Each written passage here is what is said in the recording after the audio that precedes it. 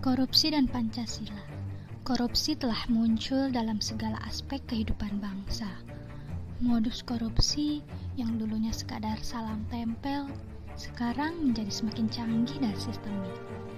Zaman yang semakin berkembang, menjadikan korupsi sebagai masalah bangsa yang sangat masif. Tentu, banyak faktor yang mendorong seseorang melakukan korupsi. Salah satunya yaitu rendahnya iman sang koruptor.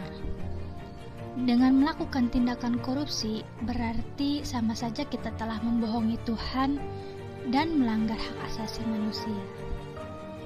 Orang yang melakukan korupsi telah menunjukkan bahwa dirinya tidak memiliki karakter yang baik. Oleh karena itu, dalam proses pendidikan, harusnya bukan hanya keahlian yang dibentuk, namun pembentukan karakter juga harus digalakkan agar tercipta insan-insan yang cerdas dan berkarakter. Dengan demikian, diharapkan pendidikan saat ini tidak hanya mencerdaskan manusia secara kognitif, tapi harus juga mencerdaskan kehidupan bangsa. Indonesia mempunyai suatu sumber dan pandangan yang harus digunakan sebagai pedoman dalam melakukan segala sesuatu, yaitu Pancasila.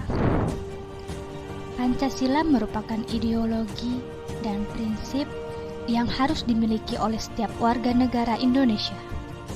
Dalam Pancasila terdapat 5 sila yang bukan hanya sekedar untuk dihafal, namun juga harus diamalkan. Tindakan korupsi adalah bentuk pengkhianatan nilai-nilai yang terkandung dalam sila-sila Pancasila. Maka dari itu, kita haruslah melakukan segala sesuatu sesuai dengan nilai-nilai yang terdapat dalam Pancasila.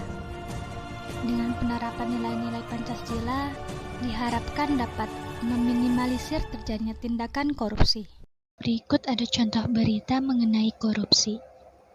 Saudara, Mahkamah Agung mengeluarkan peraturan MA yang memperberat kasus korupsi di atas atau sama dengan 100 miliar rupiah. Namun pedoman ini tetap membebaskan hakim memutus perkara menimbang dampak kasus dan keuntungan koruptor. Mahkamah Agung mengeluarkan peraturan MA nomor 1 tahun 2020 yang mengatur hukuman bagi koruptor.